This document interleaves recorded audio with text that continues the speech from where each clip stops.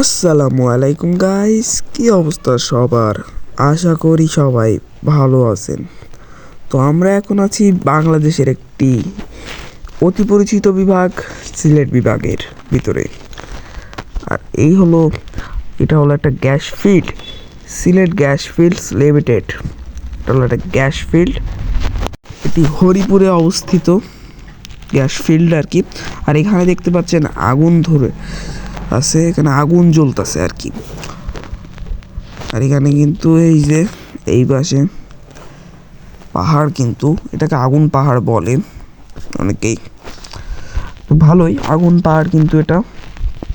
আর আমরা এখান থেকে ডাইরেক্ট চলে যাব গ্যাস ফিল্ডের আরেকটা পুকুরে, যেখান থেকে অটো গ্যাস উঠতেছে গাইস, অটো গ্যাস। তো চলুন সেখানে যাওয়া যাক। এই দেখুন অটো গ্যাস উঠতেছে, অটো গ্যাস। এই গ্যাসগুলো যদি সংরক্ষণ করা যেত তবে হয়তোবা গ্যাসের অনেক দাম কমে আসতো। এই জন্য সরকারের উচিত এই গ্যাসগুলো সংরক্ষণ করা।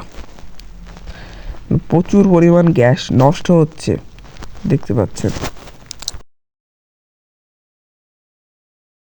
বাংলাদেশের দ্বিতীয় বৃহত্তম শপিং কমপ্লেক্স বসুন্ধরা সিটি, আর এটি এশিয়ার মধ্যেও একটি বৃহত্তম শপিং কমপ্লেক্স। তো ভিডিওটা ভালো লাগলে অবশ্যই একটা লাইক দিয়ে দিয়েন।